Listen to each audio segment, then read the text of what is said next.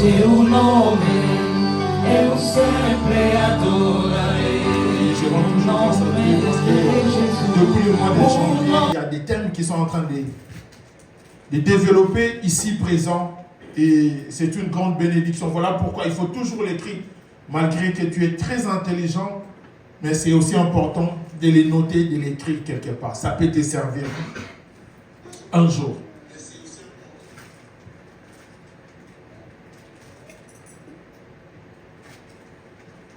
Je n'ai pas compris ça. Et comme on a dit, cette année, on est en train de parler sur un thème qui est intitulé la stabilité. Et cette stabilité, on l'avait définie clairement comme une qualité essentielle pour vivre une vie de succès. C'est-à-dire, cette année, c'est une obligation pour toi, enfant de CGD d'Anémas, vivre une vie de succès sur tout le plan, dans ta vie. Tu veuilles ou pas, mais cette année, tu es obligé de les vivre. Parce que Dieu va t'accompagner de vivre cette stabilité, cet succès dans ta vie. Et vous savez, les dimanches, pas ces dimanches, mais il y a eu des dimanches passés, on a eu à développer le thème sur l'ordre dans l'église. Et moi, j'ai béni Dieu pour ce thème. C'était vraiment un thème profond. Vous savez, sans l'ordre dans l'église, c'est très difficile, même cette stabilité-là, de les vivre dans nos vies. Même dans nos familles, ça sera trop compliqué. Pourquoi? Parce que notre Dieu ne bénit pas ou n'agit pas dans les désordres. S'il n'y a pas l'ordre dans l'église, c'est-à-dire, tout ce qu'on va dire, ça sera des slogans, des discours qui ne feront rien dans nos vies. Pourquoi? Parce que Dieu n'agit pas dans les désordres. Dieu agit là où il y a l'ordre. Alléluia. On peut être 10, 5, mais s'il y a l'ordre, Dieu va nous bénir. Dieu ne bénit pas par rapport à la quantité, mais par rapport à la qualité. Voilà pourquoi, bien aimé, vous savez, l'église, comme je dis, on peut être 10, mais s'il y a l'ordre, Dieu va nous bénir. Amen. Mais s'il y a du désordre, Dieu ne va jamais nous bénir. Même le parler en langue de prophétie peut sortir ici. Mais s'il y a du désordre, Dieu ne va jamais nous bénir. Alléluia. Amen. Il faut que l'ordre puisse y être dans l'église. Et c'est par là qu'on va voir la main de Dieu. Voilà pourquoi même Jésus, le jour où il a eu à multiplier du pain, avant de les distribuer, Jésus avait demandé à ses disciples, faites asseoir ce peuple. Il a dit, faites-les d'abord asseoir, ordonnez d'abord. Parce que le pain, certes, est multiplié, mais vous ne pouvez pas les distribuer en désordre. Il faut qu'ils puissent d'abord s'asseoir. C'est en ce moment-là qu'ils vont manger. C'est aussi important dans l'église. On doit s'asseoir, on doit être ordonné pour que Dieu puisse nous bénir. Et sans cela, Dieu ne va jamais nous bénir. Et l'ordre, c'est très important. Même dans nos vies, même dans ta vie, c'est très important. Voilà pourquoi le papa nous avait donné une formation sur la discipline. L'ordre marche de pair avec cette discipline. Lorsqu'il n'y a pas l'ordre, même cette discipline-là, bien aimé, ça sera trop compliqué que tu puisses expérimenter ça. Et aujourd'hui, par la grâce de Dieu, on va parler sur un thème, as-tu de la considération? C'est une question que je suis en train de poser. As-tu de la considération? As-tu de la considération? C'est à toi de répondre. Ne viens pas nous répondre aujourd'hui ici, mais c'est à toi de répondre à cette question après avoir écouté cette parole. Vous savez, lorsqu'on parle de la considération, il y a beaucoup de choses qui englobent ces mots, qui résument ces mots considération. Lorsqu'on parle de la considération, on voit le mot respect dans la considération. On voit le mot égard ou estime. On voit le mot la différence dans cette mot-là considération. Le mot considération ressemble plusieurs mots en l'intérieur. On voit le respect. On voit la déférence. Et c'est très important aussi, l'Église, les enfants de Dieu puissent avoir de la considération. Et lorsque je dis, as-tu de la considération, c'est par rapport à quoi je vais d'abord développer aujourd'hui. On va lire la parole de Dieu. On va prendre 1 Samuel, le chapitre 9, le verset 5 à 8.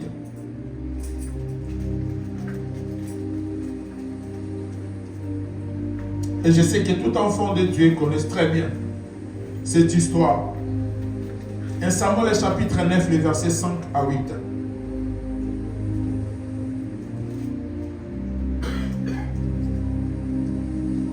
Est-ce qu'il y a quelqu'un qui a trouvé?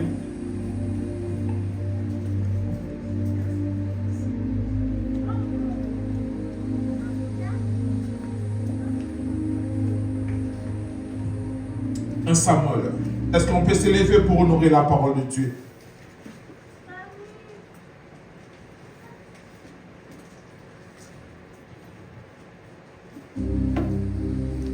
Un Samuel, chapitre 9, verset 5 à 8. Il y a quelqu'un qui a trouvé? 1 Samuel, chapitre 9, verset 5 à 8. Ils étaient arrivés dans le pays d'Égypte lorsque Saül dit à son serviteur qui l'accompagnait: Viens, retournons de peur que mon père oublie les ânesses. Ne sois ta peine de nous. Le serviteur lui dit: Voici, il y a dans cette ville Voici un homme de Dieu. Et cet homme c'est un homme considéré. C'est un homme considéré. Tout ce qu'il dit ne manque pas d'arriver. Allons-y donc. Amen. Peut-être nous ferons-tu connaître le chemin que nous devons prendre. Saül dit à son serviteur: Mais si nous y allons, que porterons-nous à l'homme de Dieu? Car il y a plus de provisions dans nos sacs. Et nous n'avons aucun présent à offrir à l'homme de Dieu. Qu'est-ce que nous avons? Le serviteur reprit la parole et dit à Saül: Voici, j'ai sur moi le quart d'un cycle d'argent. Je le donnerai à l'homme de Dieu et il indiquera notre chemin. Parole du Seigneur, on acclame très fort pour la parole de Dieu et on prend nos places. La parole du Seigneur. Vous savez, et pendant que je lisais cette parole, c'était le verset 6, je pense, il dit, c'était un homme de Dieu considéré. Il a commencé par les mots considéré. Il dit, c'était dans cette ville, il y a un homme de Dieu. Mais cet homme de Dieu est considéré. Il dit, tout ce qu'il dit, ça ne manque pas d'arriver. C'est-à-dire, avant qu'il puisse d'abord dire que ça ne manque pas, il a commencé par dire que c'est un homme considéré. Ici, on parle de l'histoire de Saül et de son père Kis. La Bible nous dit que son père avait plusieurs brebis. Et il y avait eu des brebis qui s'étaient perdues. Il avait demandé à son fils Saül, il dit, prends un des serviteurs, va à la recherche des brebis, des ânesses qui sont perdues. Et Saül, son fils, il a obéi. Il a pris un serviteur pour aller à la recherche des ânesses qui étaient perdues. Après plusieurs parcours, ils ont parcouru des villes, sans avoir retrouvé des ânesses qui étaient perdues. Et cet homme dira à son serviteur, là où on vient de lire, il dit, écoute, on a parcouru plusieurs villes, sans retrouver les ânesses. Je pense qu'on doit retourner parce que mon père, il ne va plus maintenant s'inquiéter des ânesses, il va maintenant s'inquiéter de nous. On doit rentrer parce qu'on n'a pas trouvé. Ils ont parcouru plusieurs villes. Donc, c'est-à-dire, ils ont passé plusieurs jours pour chercher des ânesses qui étaient perdues. Il a compris que ce n'est plus la peine, on doit retourner. Parce que mon père, maintenant, il va commencer de s'inquiéter pour nous. Parce qu'on n'a pas trouvé. Et pendant qu'il disait cela, à ses côtés, son serviteur dit, écoute, dans cette ville, arrivé dans une ville, il dit, tu sais, dans cette ville, il y a un homme de Dieu. Et cet homme de Dieu est considéré. Il a commencé à dire, c'est un homme de Dieu considéré, que tout ce que cet homme dit, ça ne manque pas d'arriver. Alléluia. Vous savez, aujourd'hui, à l'église, il y a ce problème maintenant qui s'oppose dans la vie de tout un chacun de nous. On vient à l'église, certes, on donne des dîmes, certes, on donne des offrandes, c'est bien, continue, on donne tout ce qu'on peut dire. Mais le problème aujourd'hui, c'est qu'il manque dans l'église, c'est la considération. Aujourd'hui, à l'église, il n'y a plus la considération des hommes de Dieu que Dieu a placés dans cette église. Il n'y a plus cette chose-là à l'église. Et l'église a perdu la chose qui est tellement sacrée pour eux. Il n'y a plus la considération au niveau des églises. Surtout ici en Europe, c'est tellement fréquent et parfois ça fait peur. Les hommes de Dieu ne sont plus considérés. Il n'y a plus la considération. Mais tu vas entendre des gens en train de dire, depuis que je pars dans cette église, ma vie ne change pas. Il n'y a rien qui ne marche dans ma vie. Il n'y a rien qui ne bouge. Malgré les offrandes, malgré les dîmes. Mais il n'y a rien qui ne marche dans ma vie. Est-ce que réellement il y a un Dieu dans cette église? Laisse-moi te dire la question aussi que toi tu poses, moi aussi je te pose. Je te réponds par une question. As-tu de la considération de la personne que Dieu a placée devant vous? Est-ce qu'il y a cette considération? Il y a certaines choses à l'église, parfois on ne veut plus, ou comment dirais-je, quel mot utiliser? Parfois, on n'arrive pas à dire ça par faute de blesser quelqu'un. Mais si on ne le dit pas aussi, bien-aimé, cela signifie qu'on ferme une porte de bénédiction aussi pour l'église. Et s'il n'y a pas la considération, sache-le, tes dîmes, tes offrandes ne vont pas servir à quelque chose dans ta vie. Ça ne va pas servir à quelque chose. Parce que notre Dieu, c'est un Dieu de principes. Dieu n'agit pas en dehors de ses principes. Dieu n'agit pas au-delà de ses... Bien-aimé, Dieu reste dans ses principes. Certes, c'est bien de donner les offrandes des dîmes. Mais s'il n'y a pas la considération, tu ne verras pas la main de Dieu. Il y a certaines choses que Dieu l'a réservées uniquement à ses serviteurs. Aujourd'hui, l'Église a perdu cette chose. Aujourd'hui, il n'y a plus cette chose à l'Église. Les gens aiment qu'on puisse les dire.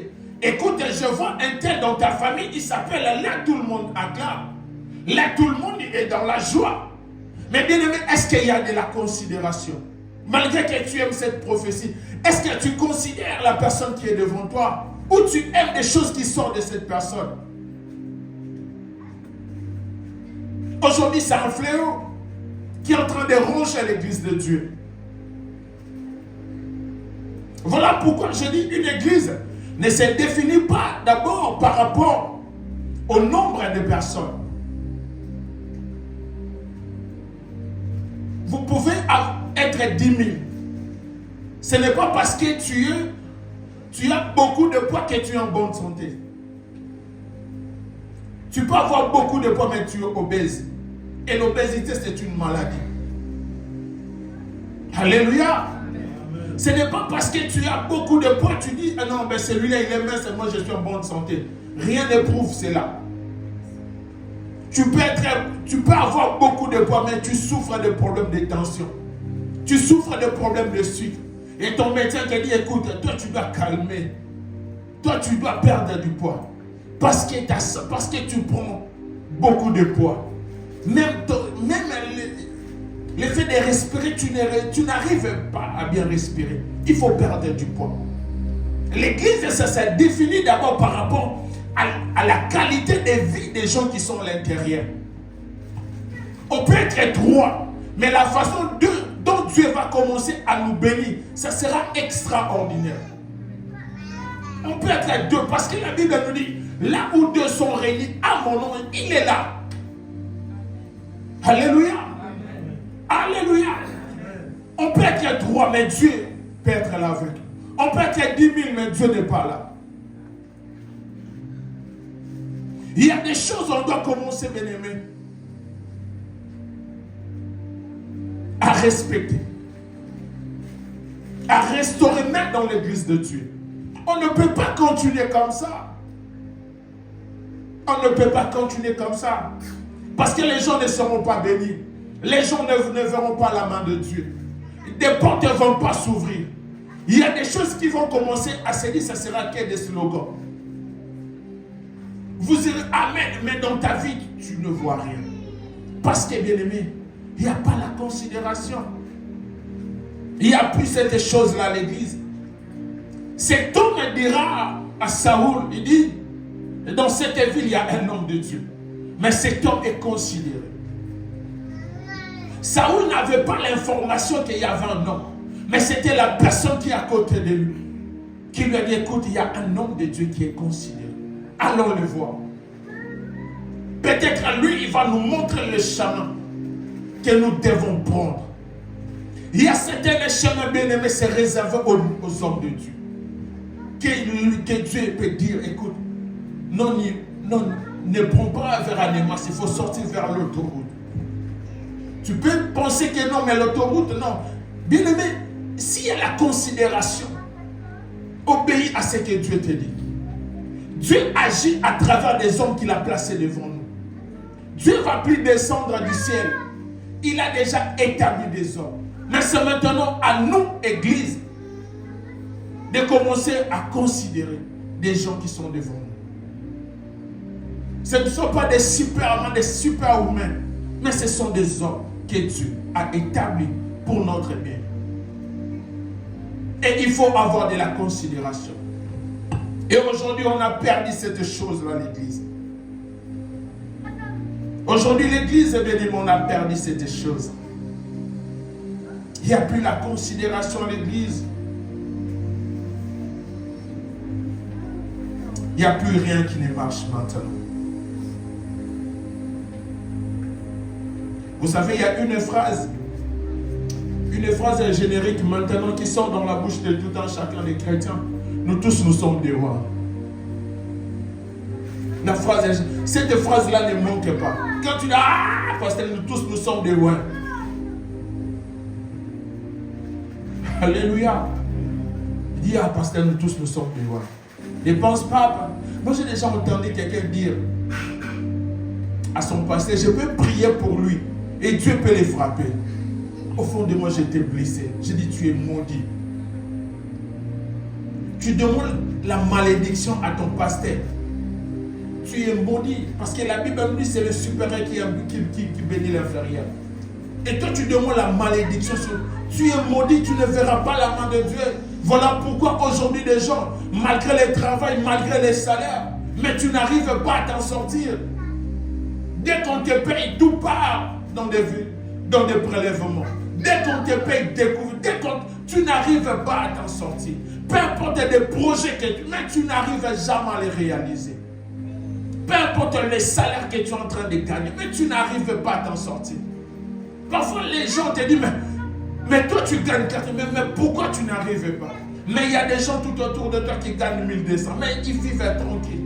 Ils sont à l'aise. Ils vivent paisiblement. Mais toi, bien-aimé, avec le gros salaire, tu n'arrives pas. Parce que là où toi tu es en train de prier, tu n'as pas la considération. Et la main de Dieu, bien-aimé, est devenue courte dans ta vie. Et Dieu n'arrive pas à agir à cause de toi. À cause des actes qu'on est en train de poser. Aujourd'hui, la main de Dieu est devenue courte. Or, la Bible nous dit que la main de Dieu n'est pas courte pour agir.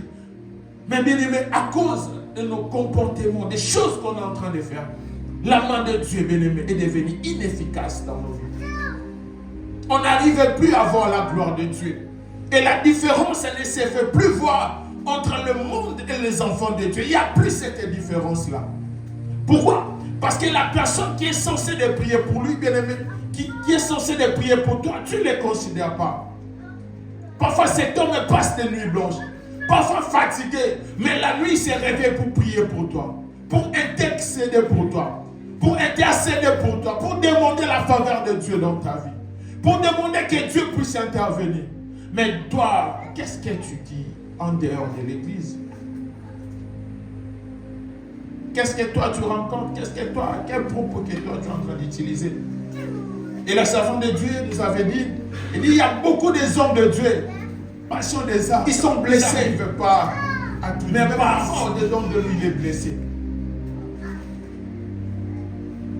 Tu donnes des paroles secs. Quand je dis sec, c'est sec. Qu'il n'y a plus possibilité que la personne puisse te dire une deuxième phrase. Il s'arrête là. Il te dit que tu es très béni. Tu es maudit. Et toi, tu penses que non, toi, tu es, comme on dirait, tu es. En Lingala, on dit, ça va donner aide-moi. En Lingala, on dit, dans un esprit collé caillé. Je me suis mental. Je suis plus de mental que lui. Or que c'est faux. Mais tu es maudit. Excellent enfant de Dieu. On doit remettre l'ordre dans nos vies. Même dans l'église de Dieu. On ne peut pas se comporter, c'est comme si on était dans un club d'amis. L'église, c'est la maison de Dieu. C'est là où Dieu déverse son onction. C'est là où Dieu fait en sorte, bien aimé, que des choses parfois de l'ennemi ne puissent pas t'atteindre. À cause de la prière d'une seule personne, parfois il prie pour toi. Parfois toi tu ronfles la nuit. Mais lui, pendant la nuit, il dit, Seigneur, protège maman Maria. Que tout ce qu'elle va faire, Seigneur, qu'elle puisse voir sa main. Que ta main, Seigneur, puisse être présente dans sa vie. Seigneur, épargne sa famille dans des mauvaises choses. Et cette personne l'a pris pour toi. Mais qu'est-ce que toi tu dis de la vie de cette personne? As-tu de la considération de la personne que Dieu a placée devant nous? Il y a certains sujets, parfois, on camoufle les dit parfois des blessés. Mais si on ne les dit pas aussi, bien aimé, il y a beaucoup de choses que l'Église ne verront pas. C'est bien qu'on puisse prophétiser, c'est très bien. Je ne suis pas contre, c'est bien. C'est bien, bien aimé, qu'on puisse voir des milliers de démonstrations, c'est bien. Mais s'il n'y a pas la considération, c'est éphémère, ça ne fera rien dans ta vie. En l'école, on dit, c'est faut donner raison, faut donner là. Et vous voyez, moi, adage, ben oui, mais en français, traduis-moi ça.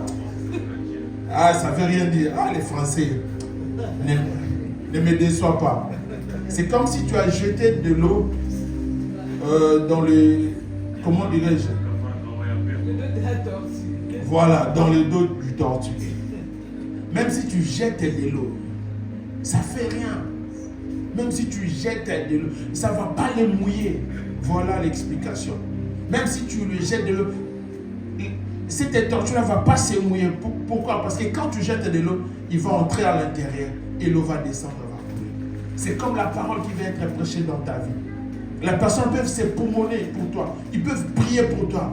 Mais ça ne va rien apporter dans ta vie. Parce qu'il n'y a pas la considération. Alléluia.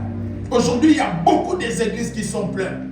Le matin, les gens se réveillent pour aller à l'église. Mais dès qu'ils sortent, le pasteur, moi, je vois vraiment que mon pasteur là, il ne sait pas ça bien. Comment il peut mélanger des rouges et des violets? Lui, vraiment. Bien aimé, c'est ton pasteur, c'est ton papa spirituel. Et si tu es là, Dieu sait qu'il y a une parapluie spirituelle qui te couvre. Mais si tu dis des mauvaises choses, tu n'auras plus cette protection-là dans ta vie. Voilà pourquoi les gens pleurent. Que tout ce que j'ai fait, ça ne réussissait pas. Parce que la protection, parce que l'onction du pasteur n'est pas sur toi. Cette couverture divine n'est pas sur toi. Et tout ce que l'ennemi fait dans ta vie, c'est facile pour que ça puisse t'atteindre. Et l'église de Dieu, on est encore au début de l'année. C'est-à-dire, il y a des choses. On doit maintenant revoir la manière ou la façon de nous comporter à l'église. On doit revoir beaucoup de choses. On ne peut pas toujours dire que, écoute, je vois ça, c'est bien. Non. Mais explique d'abord la personne. Si tu ne considères pas, peu importe les prières, ça ne va servir à rien. Ça ne va pas apporter quelque chose. On nous a prêché des actions de grâce, des dîmes. La Bible nous dit, donnez vos dîmes. Et Dieu dit, mettez-moi en épreuve et vous verrez si je n'ouvrirai pas les églises du ciel. Mais lorsque toi tu déposes ta vie, et Dieu t'avait promis, s'il n'y a pas la... Dieu n'agit pas en dehors de ses principes. Chronique 20, si tu lis la partie B, il dit, confiez-vous à l'Éternel votre Dieu, vous serez affermis, mais à ses prophètes vous réussirez. C'est-à-dire, lorsque tu te confies à Dieu, tu seras affermi, tu seras assis. Mais pour réussir, Dieu la réservera à ses serviteurs. Il y a certaines réussites, il y a certaines portes qui peuvent s'ouvrir dans ta vie. Il suffit qu'un nom de Dieu puisse être déclaré dans ta vie. Et s'il n'y a pas la considération, jamais. Jamais. Et on est encore au début de... On doit revoir certains paramètres. On doit revoir certaines manières de se comporter. Nous sommes les enfants de Dieu. Et on nous a prêché l'héritage et l'héritier. C'est-à-dire nous sommes des co-héritiers du Christ. On partage les mêmes avantages avec le Christ. Mais si tu ne respectes pas les principes du Père, tu peux être banni, bien-aimé, du testament. Il y a combien d'enfants que leurs propres parents les ont bannis du testament? On l'a vu, ça se passe beaucoup dans ce monde. Un papa peut avoir 5 enfants. De son vivant, il y a 2 ou 3 qui peuvent être de mal à la tête. Peu importe, le père dise, ah, il n'écoute pas. Ah, papa, okay. Non, c'est vrai, non, papa. Lui, il va supporter.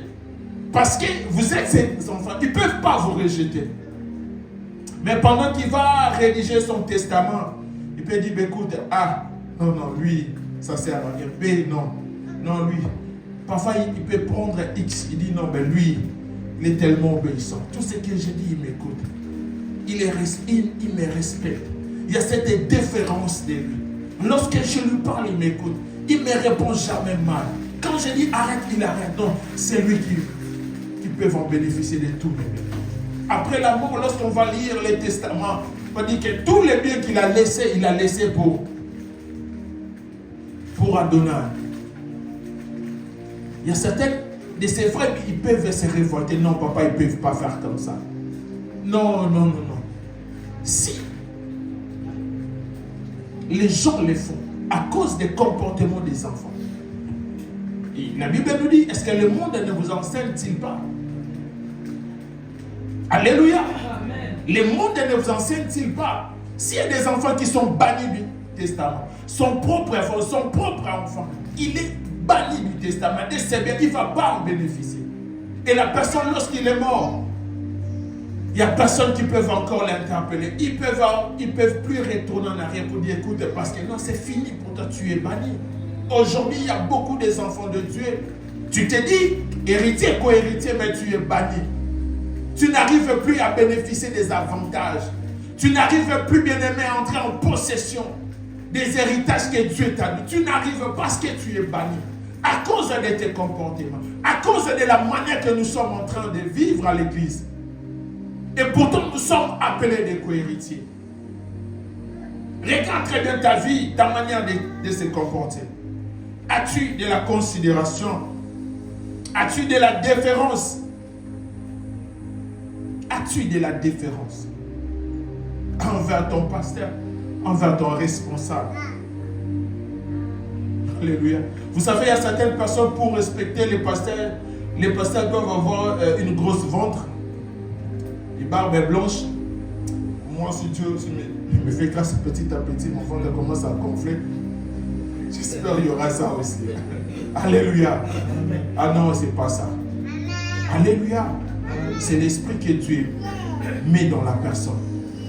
Ce n'est pas pour respecter ou pour considérer. Il faut que cette personne-là puisse avoir 2 mètres ou 3 mètres. Non, bien aimé. Dieu a placé une grâce particulière dans cette personne. Considère cette personne. Tu verras de quoi comment ça va s'ouvrir dans ta vie. Alléluia. Vous savez, on lit toujours et on a aussi l'habitude de prêcher sur ça. On va lire dans Samuel chapitre 1, le verset 12 à 17. Est-ce qu'on peut les lire?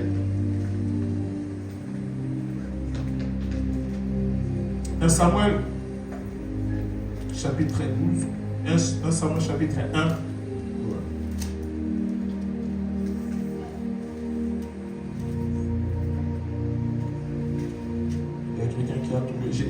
Ça, c'est une lettre. On peut commencer à le réciter, comme à l'école.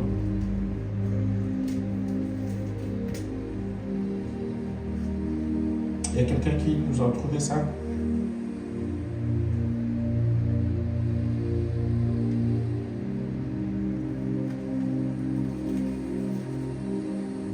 C'est Sarah, tu nous as trouvé ça? 1 Samuel chapitre 1, le verset 12 à 17. Je lis au nom de Jésus. Je rends grâce à Dieu. Comme elle restait longtemps en prière devant l'Éternel, Comme elle est restée longtemps, oui, Élie observa sa bouche. Élie observa sa bouche. Anne parlait dans son cœur et ne faisait que remuer les lèvres. On n'entendait pas sa voix. Élie pensa qu'elle était ivre. Et il lui dit, jusqu'à quand seras-tu ivre? Jusqu'à quand tu seras ivre? Va cuver ton vin.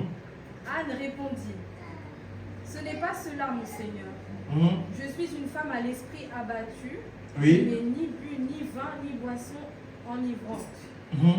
Mais j'ai penché mon cœur devant l'Éternel. Ne prends pas ta servante pour une femme légère, car c'est le trop-plein de ma douleur et de mon chagrin qui m'a fait parler jusqu'à présent. Élie reprit la parole. Élie reprit la parole. Pars en paix et que le Seigneur. Pars en paix. Et que le Dieu d'Israël. Que le Dieu d'Israël exauce la prière que tu lui as adressée. Alléluia. Amen. Alléluia. Amen. Si, vous savez, on dit, et le prophète a dit, jusqu'à quand? La question que je me suis posée, la Bible ne le dit pas. Vous savez, il y a certaines questions pour le poser à une question. Il faut déjà avoir de l'information sur cette personne. Pour poser on lui avait informé. Alléluia. Il était au courant. Parce que cette femme, pendant qu'elle passait des moments compliqués, elle prenait aussi du vin. C'est la question que je me suis posée. Pourquoi? Parce que la phrase de l'homme de Dieu dit jusqu'à quand? Parce que, humainement parlant, si tu veux poser cette question-là, c'est-à-dire tu as déjà des informations sur son état. Jusqu'à quand tu vas continuer à prendre du vin? Autrement, si l'homme de Dieu n'avait pas d'informations, il allait lui poser la question, pourquoi as-tu pris du vin? Alléluia. Mais il dit jusqu'à quand? Il n'a pas dit pourquoi as-tu, mais il dit jusqu'à quand tu vas continuer. C'est-à-dire, c'est que la Bible ne dit pas, mais moi je suis en train de me poser des questions. Il a posé cette question par rapport à des informations que l'homme de Dieu avait sur cette femme ou comment? Jusqu'à quand tu vas continuer? Alléluia. L'homme de Dieu n'a pas dit pourquoi as-tu pris, mais dit jusqu'à quand tu vas continuer. Mais j'ai aimé aussi cette femme. Il dit ne prends pas ta servante pour une ivrogne. Alléluia. Amen. Imagine maintenant si on prend ces mêmes versets, on les dit à une sœur assez. Ah, alléluia. Mais TikTok allait sentir. Alléluia. Quelqu'un qui vient prier avec des problèmes. Toi tu dis, mais jusqu'à quand tu vas continuer à prendre du whisky? Ah! Mais c'est fini directement, elle va sortir. TikTok. Elle prend ta photo miniature. Elle prend directement live. Ah, vous voyez des hommes de Dieu. Lui, il n'a pas l'esprit de Dieu. Comment ils peuvent dire comme ça? Alléluia. Mais cette femme n'a pas répondu. Élie, après avoir écouté cette femme, l'homme de Dieu a compris que cette femme avait de la considération. Parce qu'elle répondait doucement. Elle n'a pas utilisé des mots forts, pas des mots secs pour blesser l'homme de Dieu. Voilà pourquoi la Bible nous dit qu'Élie reprit la parole. Il dit que le Dieu d'Israël, alléluia, parce que l'homme de Dieu a compris que cette femme avait de la considération à ma personne. Voilà pourquoi la Bible, Élie reprit la parole. Il dit à cette femme que le Dieu d'Israël, alléluia, la Bible nous dit, après avoir dit que Anne quitta Élie. Et si tu descends, tu vas voir qu'après avoir quitté, cette femme tomba enceinte. Pourquoi? Parce que l'homme de Dieu avait déclaré. Parce que cette femme n'avait pas offensé l'homme de Dieu. Mais combien d'entre nous, bien-aimés, à cause d'un problème? Des gens n'aiment pas les conseils. Si tu vas appeler, d'ailleurs, toi ne viens pas. Alléluia. Il y a une histoire, comment dire. Il y a un pasteur. Ah, bon, on peut le dire. Hein. Il y a un pasteur, il y avait un problème dans une famille. On a appelé le pasteur. Il dit, pasteur, ici, ça ne va pas. Dis à votre pasteur qui ne vient même pas, qui ne se mêle même pas. Alléluia. Écoute, ne viens même pas. Bien-aimé, un peu de la considération. Tu ne sais pas pourquoi Dieu t'a placé à côté de cet homme. Et chaque homme de Dieu a une alliance particulière avec Dieu. Tu ne sais pas, bien-aimé, à travers de cet homme, bien-aimé, qu'est-ce que tu auras. Tu ne sais pas pourquoi Dieu t'a mis à côté de cette personne. Tu ne sais pas. Mais à cause de nos langages, il y a beaucoup, bien-aimés, ils ont perdu des choses, bien-aimés, irrécupérables, qui ne peuvent plus récupérer dans leur vie. À cause de cette manque de la considération. Si Dieu dit, confiez-vous à moi, vous serez affermis, et à mes serviteurs, le prophète, vous allez réussir. Bien-aimé, Dieu n'agit pas en dehors de ses principes, Dieu agit dans ses principes. Lorsque tu ne vas pas respecter, bien-aimé, tu ne verras pas la main de Dieu. Tu ne verras pas la main de Dieu. Avec cette phrase générique, continue comme ça, c'est très bien. Nous tous, nous sommes des ouins, continue, moi je t'encourage. Ne baisse pas les bras, mais continue. Mais il y aura un jour, bien-aimé, tu seras buté face à un problème. Et en ce moment-là, tu vas comprendre l'importance de l'homme de Dieu que Dieu a placé devant toi. Continue, bien-aimé, avec cette phrase générique. Nous tous, nous sommes des rois. Gloire à Dieu, continue avec cette onction-là que Dieu t'a bénéficié. Vous savez, il y a certaines choses, tu peux prier pendant 21 jours. Tu peux gêner. Lorsque tu lis la Bible, l'histoire de Anne, vous allez comprendre que cette femme, pendant que Pénina l'a mortifiée, l'insultait, disait des choses, cette femme l'a pleuré. Son mari lui avait tout donné, même le double de ce qu'il donnait à Pénina. Mais cette femme n'a pas vu la main de Dieu. Mais le jour où Élie a dit à cette femme que le Dieu d'Israël était visible, cette femme est tombée enceinte. Alléluia. Pourquoi l'homme de Dieu a dit, malgré les temps passés, malgré qu'Anne remuait, elle n'arrivait pas à bien aimer, elle restait longtemps dans la prière. Ce n'était pas la première fois. La Bible nous dit qu'elle restait longtemps. Elle avait l'habitude de prier. Elle montait chaque fois pour chercher Dieu. Mais cette femme n'a pas vu la main de Dieu. Mais le jour où Élie a prononcé, le miracle s'est opéré dans cette femme. Pourquoi? Parce que cette femme avait de la considération de l'homme que Dieu avait placé devant lui. Excellent enfant de Dieu, je n'ai pas le temps de vous flatter, mais j'ai bien aimé au moins l'occasion de vous dire des choses qui peuvent vous mener de vivre une vie de succès. Alléluia. Je peux vous dire à me ramener 100 €. Je peux acheter une voiture. Mais bien aimé, il y a des choses très importantes. Que lorsque je ne les dis pas, un jour Dieu, je passerai en jugement. Il va me dire, pourquoi tu n'avais pas dit ça? Mais c'est comme mon fils Naël. Il a combien des ans? Mais si je parle le temps de lui impliquer des valeurs, un jour il va me dire, quand j'étais enfant, papa tu étais là, maman tu étais là, pourquoi vous ne m'avez pas dit ça? Alléluia. Parce qu'il est encore enfant, il est en train de grandir. Et si nous, on ne prend pas le soin de lui impliquer des valeurs, de savoir vivre, un jour il va nous dire, pendant que j'étais enfant, pourquoi vous ne m'avez pas appris ça? Vous ne m'avez pas appris ça. Pourquoi vous ne m'avez pas interdit ça? Vous m'avez laissé tout faire. Aujourd'hui, voilà, je me retrouve dans une situation que je n'arrive pas à m'en sortir. Mais j'étais encore enfant, j'étais encore mineur. Mais vous étiez là. Pourquoi vous ne m'avez pas dit ça? Pourquoi vous n'avez pas imposé votre autorité sur moi pour que je sois bien dans la vie? Alléluia. Un jour, bien aimé, l'Éternel va juger ses serviteurs.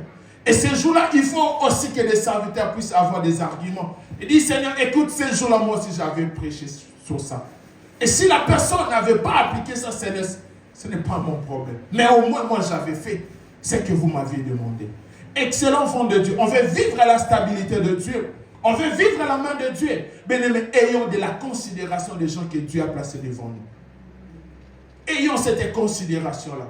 Moi, je ne demande pas que tu puisses me porter sur tout. Non, non, bien. La considération, la déférence, le respect, bien-aimé.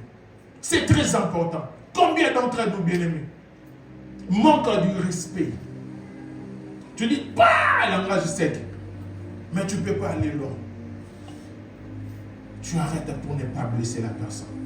Mais tu ne verras pas la main de Dieu. Église de Dieu, revenons à la parole de Dieu. Tu veux vivre à la main de Dieu, respecte le principe de Dieu. N'agis pas en dehors.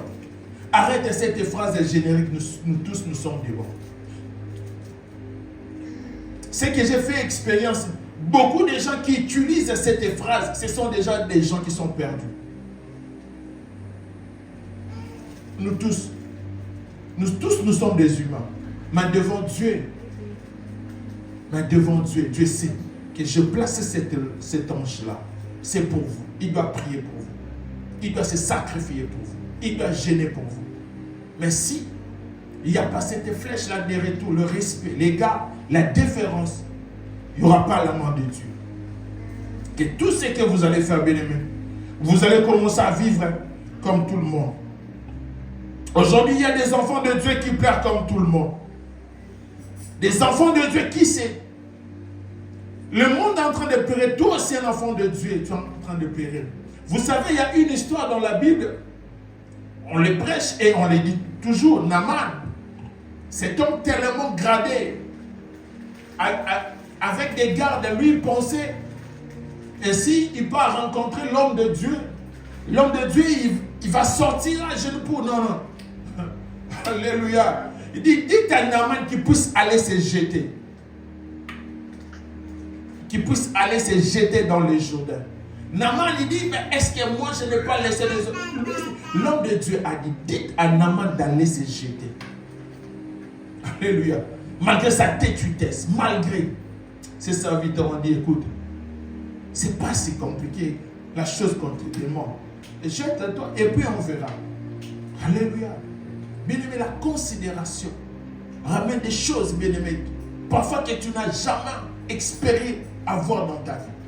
Le fait de considérer cette personne, le fait que cette personne-là puisse dire que Dieu te bénisse. Parfois, tu ne sais pas quelle prière que cette personne fait pour ta vie. Parfois, tu ne sais pas quel genre de prière que cette personne-là porte dans son cœur. Peut-être toi, tu ne l'as pas, mais lui, dès qu'il se dit, Seigneur, bénis papa, Seigneur, que la main de Seigneur, il insiste. Pourquoi? Parce qu'il sent qu'il y a de la considération envers moi. Que cette personne, il y a de la déférence. Il y a cet respect-là.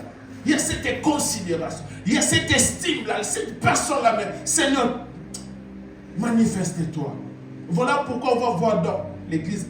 Tout le monde ne bénéficie pas de mêmes avantages de la gloire de Dieu. Il y en a qui plairent à l'église. Mais il y en a, depuis qu'il est là, il ne plaît pas. Certaines choses peuvent arriver, mais l'Éternel, il est là toujours pour intervenir dans sa vie. Il y a certaines personnes, mais moi j'ai fait 10 ans, mais il y a une personne qui est venue à l'église un mois. Il y a des portes extraordinaires qui s'ouvrent dans sa vie. Pourquoi? Parce que la personne là, il dit non, cet homme-là, je dois le considérer. Dieu l'a placé devant nous, c'est pour le respecter. Ce n'est pas pour commencer à adorer, mais le respect, l'estime du soi, la déférence. C'est très important aujourd'hui. Et l'église, on a perdu cela. L'église, on a perdu cette considération. Il n'y a plus la considération avec les hommes de Dieu. Ah, cette pasteur-là, il est plus jeune que moi. Mais ce n'est pas question d'âge ou de la taille. Ce n'est pas question que lui-là, il est plus petit. Non. Il y a l'esprit de Dieu qui est en lui. Alléluia. Il y a l'esprit de Dieu qui est en lui et Dieu l'a placé là, devant. Il faut respecter, il faut considérer cette personne que Dieu a placée devant nous. Et sans cela, on ne verra pas la main de Dieu. Sans cela, tout ce qui va commencer à être dit à l'église, ça sera des slogans pour nous. Sache-le, l'église n'est pas un club d'amis. C'est la maison de Dieu. Il y a des choses à respecter. L'ordre doit régner dans l'église. Et lorsque l'ordre va régner, on verra la main de Dieu. On n'est pas là pour cajoler, mais on est là pour dire la vérité. Qu'est-ce que la parole de Dieu nous dit? Il y a certaines personnes, bien aimées, ils n'arrivent pas à voir la main de Dieu parce qu'on ne lui a pas dit ça.